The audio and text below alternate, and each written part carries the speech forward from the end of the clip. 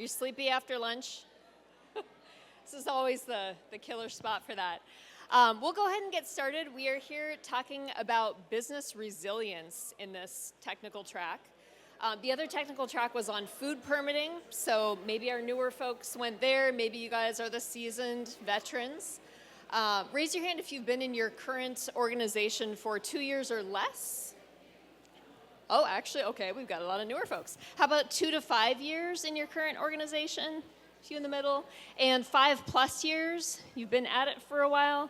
Okay, so a few veterans in the room as well.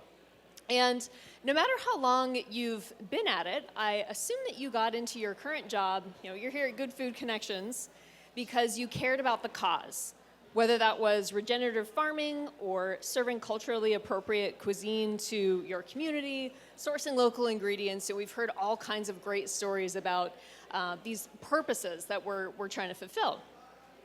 But raise your hand if you've got it all figured out, if you are confident in a secure financial future for your business. I thought we might have a few brave souls, but I think we were all scared. We got our pants scared off this morning, right? We were told, no, this is going down, right? It's a really tough time to be in the food business. And I don't want to dwell on all the points we already heard about this morning, but we know that our input costs are going up, wage laws are changing. It's hard to find people to work in this industry. We've got less access to grant money. To relief money. Consumers are getting a little bit wary of these price increases. We can't pass it along indefinitely. Uh-oh. We may need them to lower the volume out there.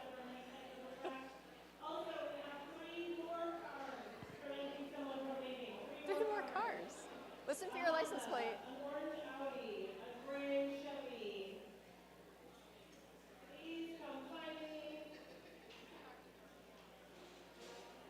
Okay, are they done?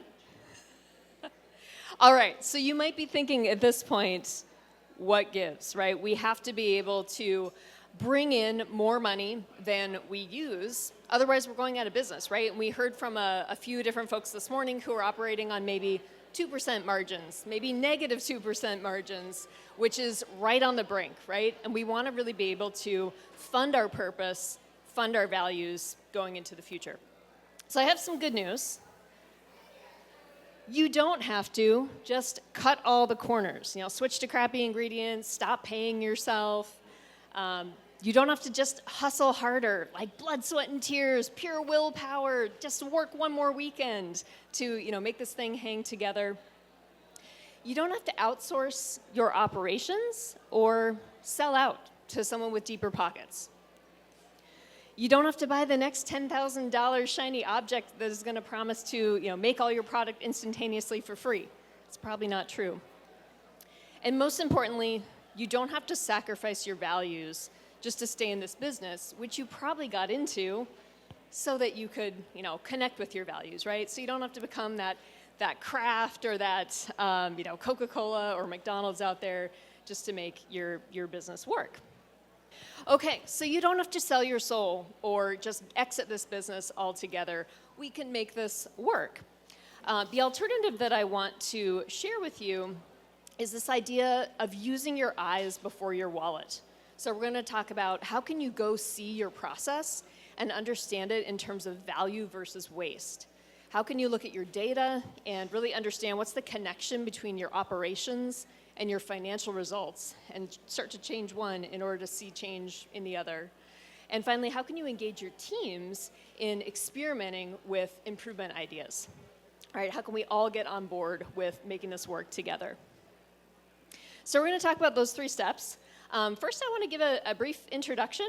Who am I to be telling you this? I've been a strategy and operations professional for over 20 years, and I do coaching and consulting for heart-driven businesses, for purpose-driven businesses who are trying to make a positive impact on their people, on the planet.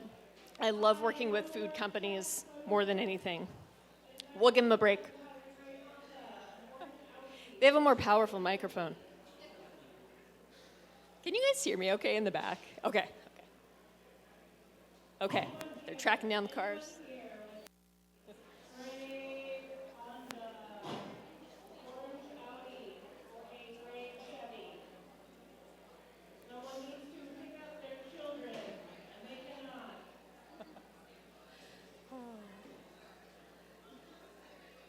All right. I wish she would do like a Roger that or, signing off. Okay, so did I mention my name is Laurel? I don't think I did. I'm Laurel Martin. You have it in the program. And what I do is continuous improvement through a methodology called Lean. And if you haven't heard of that before, we're not going to get super deep into it today, but it's a way of striving for continuous improvement while respecting our people. So it's a whole philosophy and methodology that, if you want to learn more, come talk to me afterwards, or come, find me on one of these platforms, right? Find me on LinkedIn or on Instagram.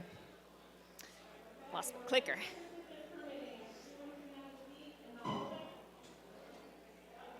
They're late.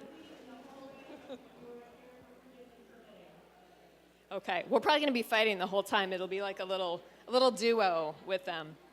So my core belief is that good process leads to successful people, and that if we can design the work in the right way, we can have a good time at it and also succeed financially in the end. So I think these skills are really kind of life-changing. They give you the confidence to solve problems, to take on increasingly, maybe scarier stuff, to engage your team, and to thrive in the marketplace. Okay, so let's think about business resilience for a minute. That's what we came here to talk about. What is business viability? Well, we do have to ultimately bring in more money than we spend at the end of the day. Even if you're a nonprofit, we can't just operate for free and hope that, the grant might come through from somewhere. That equation's still got to add up. And yet, we waste our money on all kinds of ridiculous things that maybe we've just become blind to because that's the way we've always done it, or maybe we've, seen our prior employer did it that way, or our peers are doing it that way, or maybe we just think that's the way it is. We've just got to deal with it. So things like, here's some examples, the misprocessed product, where we stamped the pimento in, it ruined the olive, and now we can't sell that. And it's acting like a tax on all the good olives, right? That's like, oof, we still have to pay for all that. I don't know if everyone can see the screen. Can you guys see the screen? Okay, cool. It's kind of small over there. Another thing that we might do is buy this super expensive equipment because a slick salesperson sold it to us. We couldn't really afford it. It doesn't really fit in our space. We can't figure out how to fix it. And it actually makes more product than we could ever hope to sell. And man, now it's become our biggest headache. The inefficient layout. So this is an actual client of mine, and their cold storage space isn't big enough. So every time they have to put together a distributor order, they go in and take every single keg out of the fridge, kind of line it up in the driveway, put them all together onto a pallet, ship them out, and then forklift, every other keg back into the fridge, which could, by the way, damage the product or injure people. Forklifts are scary. But true story. The messy utensil drawer, or maybe it's your dry goods storage, maybe it's even something intangible like your employee schedule, where every time you have to go look for the whisk or, who's working tomorrow, it takes time and it's kind of annoying, right? It's like slowly sucking your life away. Another subtler one might be the manager who's feeling like, man, I'm just not getting what I expect to out of my people. I feel like my team's not engaged. It feels like we could be solving problems together, like we could really be humming a little bit more smoothly together. So raise your hand if one of these things is true about your business, or if there's a process or a step that you do repeatedly that is just slowly draining your life force. Super frustrating, inefficient, it feels like, there's got to be a better way. There's probably something.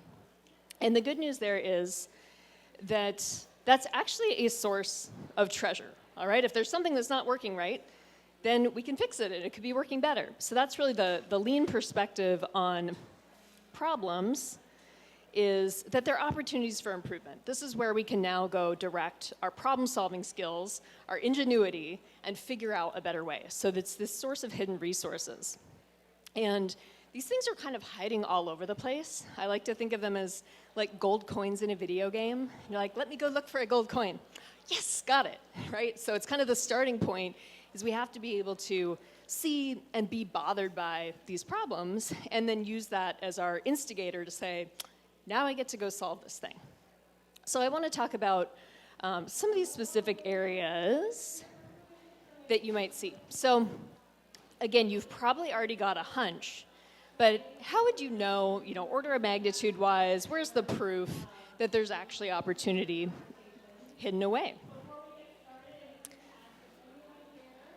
Everyone's still here, okay? Okay, I only hear them. All right, so first we're gonna look at the data and look for clues, right? We're gonna see where might my hunches be verified.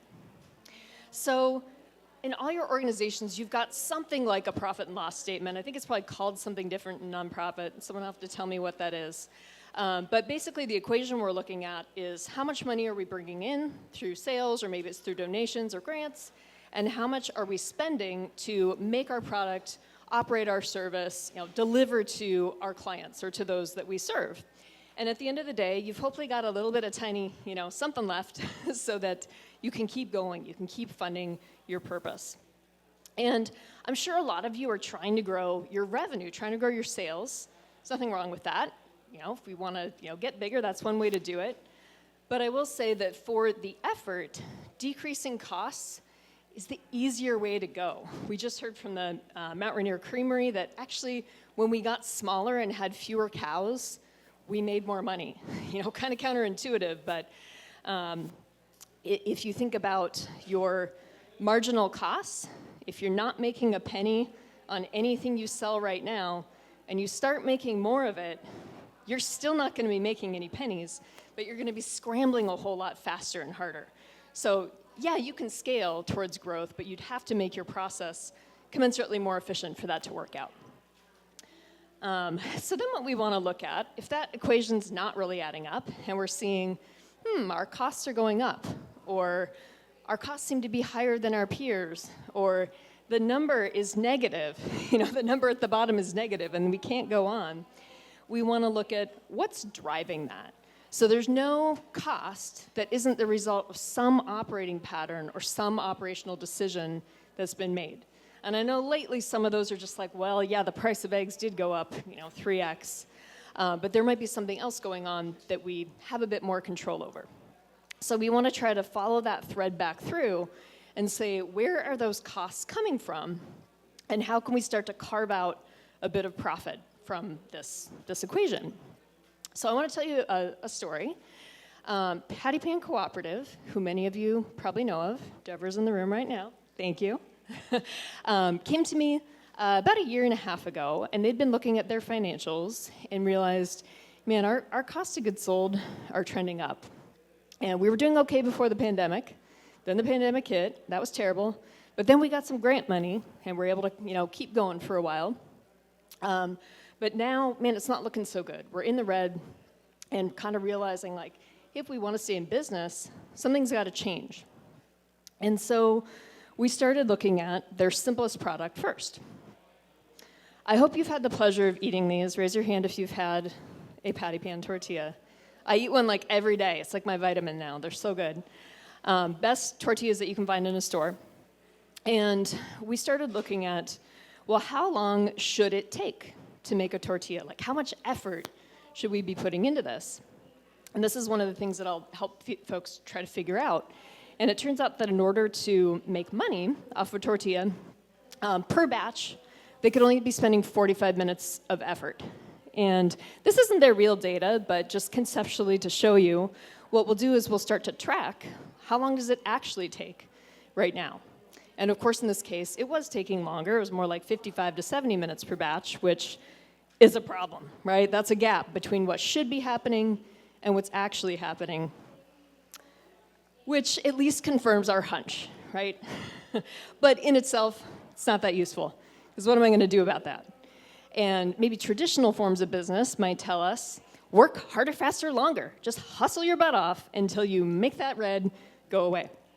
Well, that is the anti-lean approach. Obviously, Deb's not going to do that. Another approach might be the philosopher's approach, where we're just going to dream up all these ideas and wonder, maybe it could be this, maybe it could be that. Also not lean. Really what we're going to do first is go see for ourselves. Go look at this process and start to study it closely. This is the only Japanese term I'm going to throw at you, but lean comes from Japan, and I love this word. Genshi Genbutsu, which can be loosely translated to get your boots on, all right? Because no one can remember Genshin Genbutsu. But you can remember this kind of visual of let's go get our boots on and go see so that we can deeply understand for ourselves what's really happening in this process and why is it taking longer than we think it should. And what we're going to look for while we're out there is what's value and what's waste. And I know we talked about one definition of value this morning, which is totally fine from a marketing perspective. From a lean perspective, we're going to talk about value as defined by what the customer is willing to pay for. So first we need to think about who are we trying to serve and what do they value, because everyone's a little bit different, right? What matters to them? And I love that bar graph where we saw, well, for some folks it's health, for some folks it's sustainability, for some folks it's convenience. And regardless of what they say, we want to look at what are they actually willing to pay for, right? What is it about the fit, form, or function of the product that is actually valuable to them, that they're willing to part money for? And you might think of what's my entire product? Like, they buy it at the stores. But are they willing to pay for those extra forklift trips around the parking lot? Probably not. That's not adding any value to that product. So the flip side of value is waste. And this is what you've got your handout for, the 8 Deadly Waste card. If it doesn't add value, it's waste. So we can think of this as anything other than the minimum amount of time, effort, space, materials, information that is necessary to create the value essential in that product. And you might say, okay, well, that's great, but my process, everyone looks busy and we're doing what we should, so nothing to see here, folks.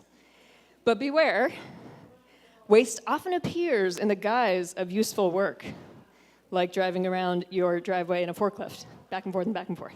So it doesn't mean that those people aren't doing a great job, doesn't mean that they're waste. All people are valuable. But we want to look at what is the work, what is its essence, and how could we maybe start to work out some of that waste. So there's a few examples of these things that I'm talking about. And I know there's 8. We're not going to get through all 8. The point is really not to memorize these terms. It's just to recognize the concept, be able to see it, and be bothered by it, be driven crazy by this, I can't believe we're doing it that way. How could we problem solve to get better? So what things might you see? What are we looking for? First of all, you want to watch the product and kind of follow. Let's say it's a tortilla. Follow that tortilla from its inception as flour and water and oil and salt through its process until wherever you part with it, right? That might be loading onto a truck. It might be putting it into a bag. And we want to look for, where is it waiting? Where is it accumulating? Maybe a step before it that's slower. Where is it being touched or moving more than it has to? Where are we doing too much to this thing without adding value? Where's it getting reworked? So where are we having to go back into the process to fix something that we got wrong the first time or rework it in some way? And then watch the people. And here it's less of a data thing and more of an emotional thermometer thing. Where are people just ticked off? Because whatever they're doing is so frustrating and annoying. And some of the common ones that I see, we'll go through just a few there on the form here. Overproduction. So this is the idea that we're producing more or sooner than the customer needs it. So this is a client, this is not Patty Pan, they're making tea. And to get ready for the peak season, which is right now, this picture's from last summer, they were just cranking out tea, cranking out tea, cranking out tea. And we're kind of hoarders as humans. It's okay, we have this biological need to don't run out. But the problem is, what are they going to do with that stuff in the meantime? They've got to pay to store it. They're moving it around a whole lot, back and forth around that warehouse. And then, what if consumers' tastes change? What if it's we made all this lemon ginger, but this year the hot flavor is elderberry. So what, are we going to have to discount it or, give it away? Worse yet, what if it goes bad before we can even sell it? There's a lot that could go wrong sitting in this little warehouse. More subtle than that is, what if you see this overproduction within your line? You have an imbalanced line where one process is working faster than the next process. So this is Patty Pan a year plus ago, not doing this anymore, I'm sure. And it's just one example, right, of where we grilled so many tortillas and then they're all stacked up waiting to be bagged.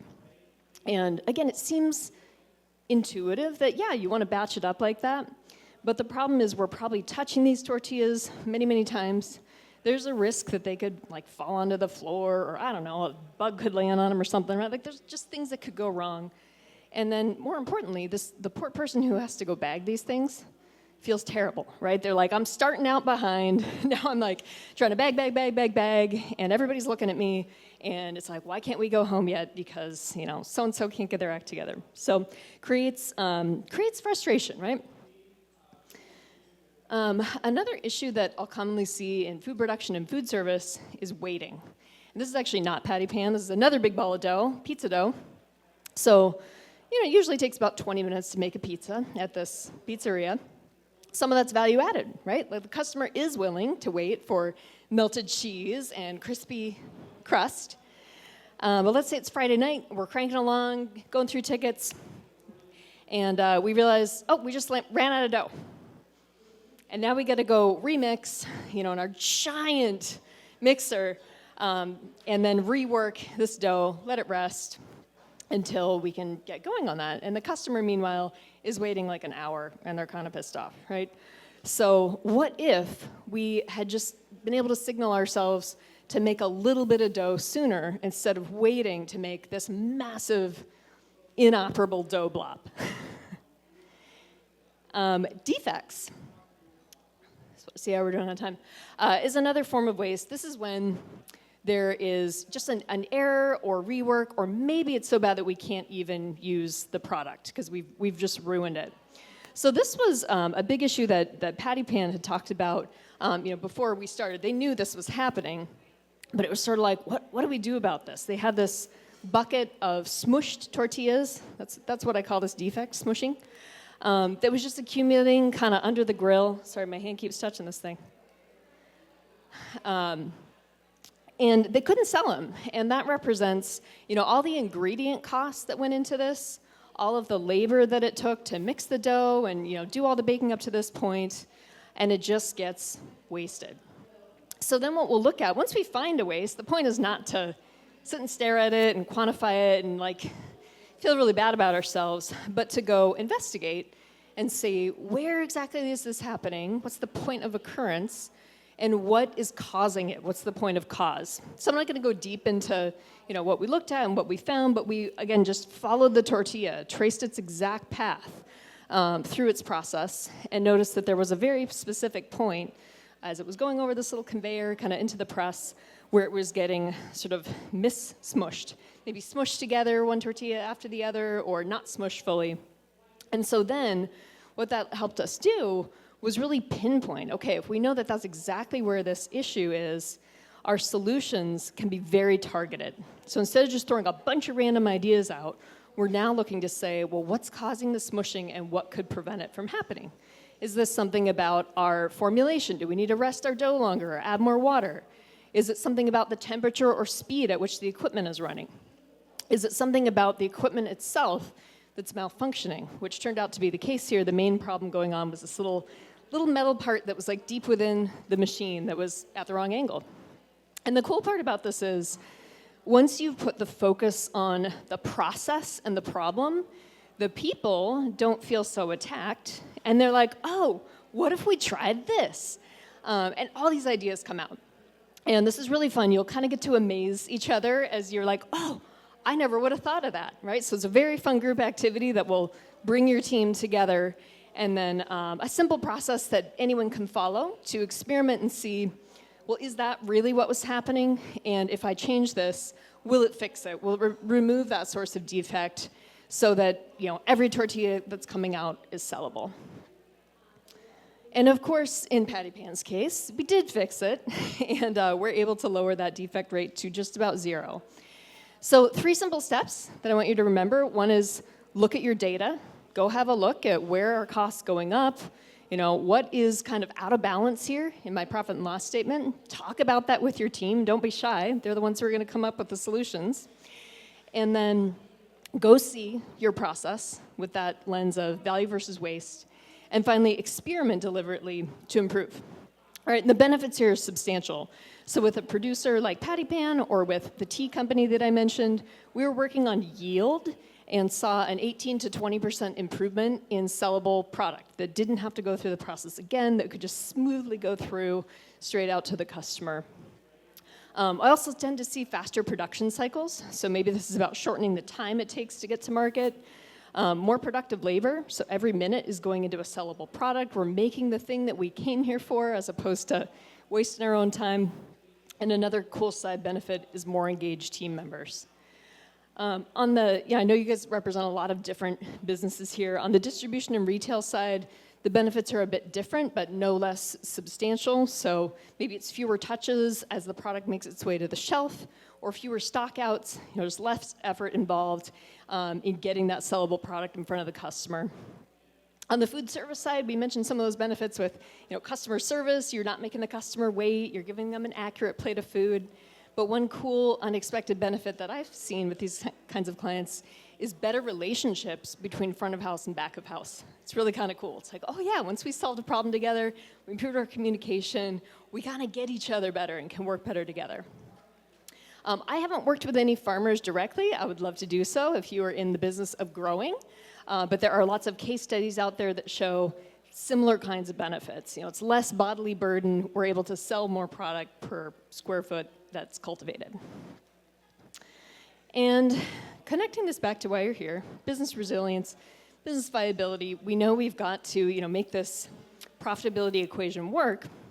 So once we change something in our operations, we can kind of follow it back through to say, what impact did that have on our finances? So in Patty Pan's case, they were able to reduce waste in their tortilla production from 16% to less than 1%, leaving pretty much nothing in that bucket. I hope it's still the case. We'll have to ask. And we really spread that ethos. So this wasn't just tortillas, but the team was able to kind of take this problem-solving mindset to their other lines and realize a cost of goods sold improvement from 28% of revenue to 23% of revenue, which is a pretty substantial number if you think about, let's say you're a $500,000 business, now you're pocketing another $20,000 each year forevermore instead of wasting it. So process change, even though it might seem really tiny and really incremental, really leads up to financial gain. If that's not enough for you, well, no one raised their hand in the beginning and said, oh, I'm a financially secure company. But if you were, there's another benefit, which is that better operations leads to better lives. So this process before used to be just kind of a energy suck, right? It's like, oh, yeah, we waste all these tortillas and things just don't seem to be working. And I'm kind of mad at my coworkers because they're not doing it right. And then we fix this together. Everyone's ideas get heard and considered and tested. That feels pretty good.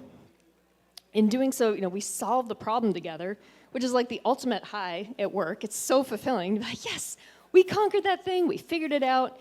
And also we made our own lives easier because now the process is less stressful, less frustrating. We get more done in the same amount of time. So really has this added benefit of process change leads to happier people.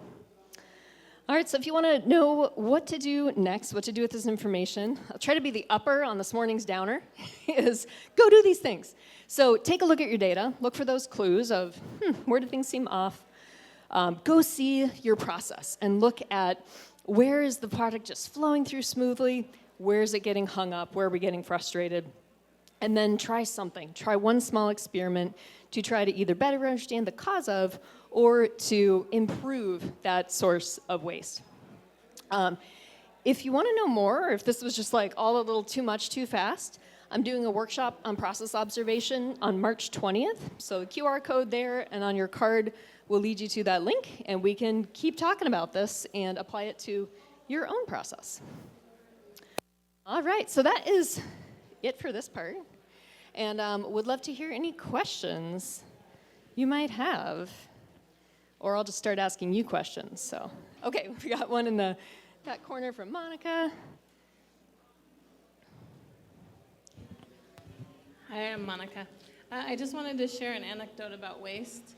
So I used to have a restaurant called Heartbeat Organic Superfoods Cafe. We were open for 15 years and had 3 locations.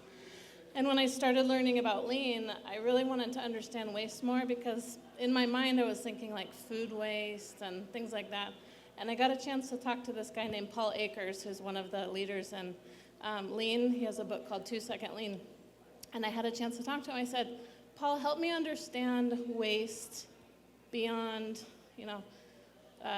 food and, maybe like wasted movement and things. And he said, well, in a restaurant, why do people go there?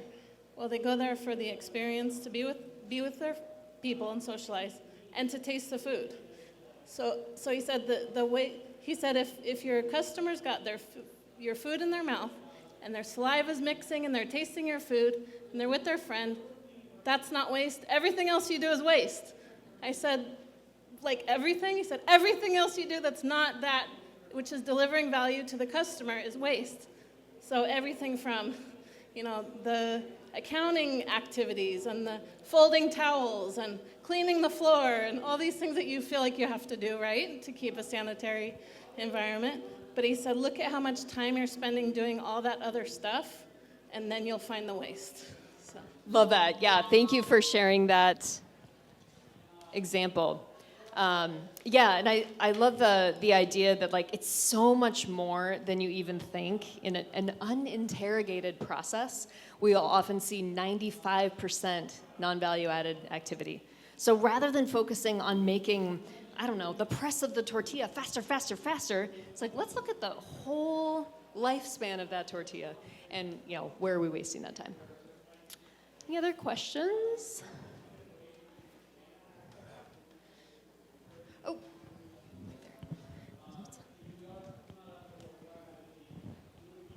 I'm just a little curious. What was that name of the brand of the tortilla? Patty Pan Cooperative.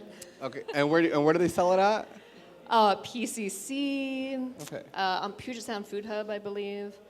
Deborah, do you want to actually share a little plug? Sold through PCC, Farmstead Local. Okay. Farmers markets? Farmers markets all over town. Thank you. And I do have one more question. So I am a business advisor for a nonprofit, and I'm curious, when it's talking about looking at the data, is it only just based out of the profit and loss statement? What about balance sheets? What about cash flows? Do you have any suggestions about even evaluating that for entrepreneurs in the area? Yeah, absolutely. And I should have mentioned this, that all these examples are from food production because it's very tangible, it's very easily relatable. But no matter what you create or what service you provide, there is a unit of value. So again, if you think about who am I serving, what are they getting from me, what benefits am I delivering, and what is its core essence? That idea of like, the food is in the mouth and I'm talking to my friend. What is that for your company? And yeah, you can definitely look at your liabilities or your, the cash that's going out and think about it that way as well.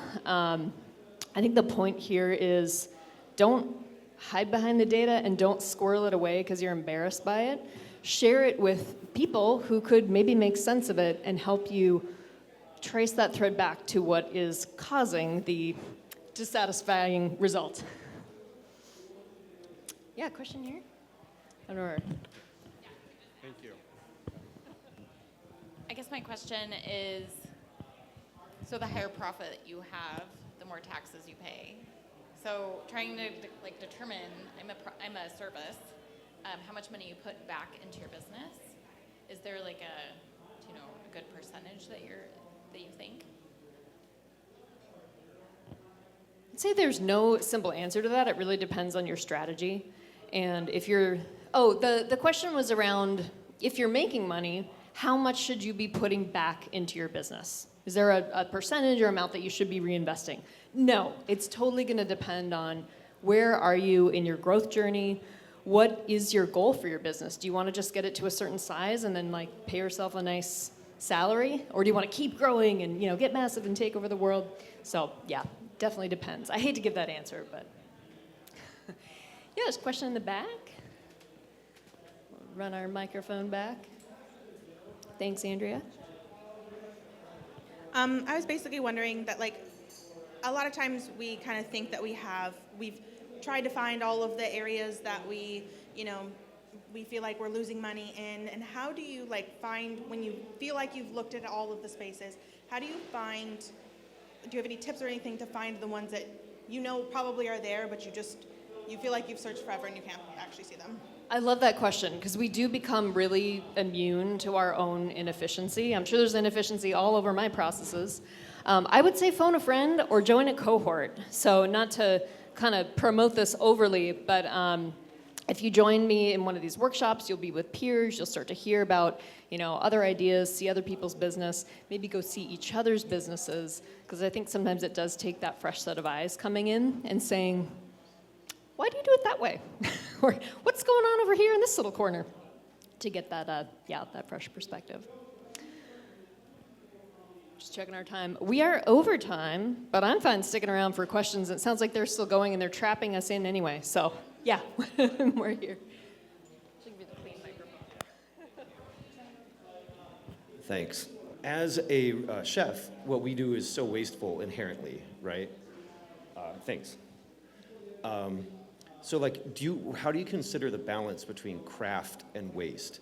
Obviously, cutting everything into perfect little squares is a waste of time, but we do it because theoretically people see that and it makes a difference to their dining experience. How do you quantify that as you go through to decide what's wasteful? Yeah, great question. So in case you didn't hear it in the back, it's how do you balance craft with production, essentially? And sure, there's a more efficient way to cut tomatoes. You could stick them in a Roboku and there they'd be. But chefs value that artisanship. And I think ultimately value is in the eye of the customer. So it kind of doesn't really matter what you think or what you've been trained. Go ask your customer, or you can ask them not in a question, but in the form of, well, let's just try giving them the bigger tomatoes, or whatever the test is, and see, does it matter? Was that something meaningful or not? And there is usually a trade-off somewhere between these wastes. So we might have to process a little bit more or ahead of time to prevent the customer from waiting. We might have to make a little bit more inventory than we'd like to in the summer, because we know that we don't want to sell out of tea when it comes to February. So sometimes we are balancing those kinds of decisions and trying to figure out, well, what would the least wasteful way to do this be? Yeah. Okay. Are we good? Another question? Awesome. And then I think we'll You're hard to call it reach. after. Yeah, sounds good. Thank you so much. Another restaurant question, but I was just wondering, what's the best way to engage employees in problem solving when they may actually be disincentivized to find the savings that reduce the hours that you schedule, or find the savings that make them hustle more? What's the best way to get them on board? Yeah, that's a great question. And certainly that would be the antithetical way to do lean, because remember the two pillars, continuous improvement and respect for people. So what a true lean organization would do, and this is what I would recommend if you can, is to actually declare up front, we're not going to lay anyone off as a result of our lean efforts.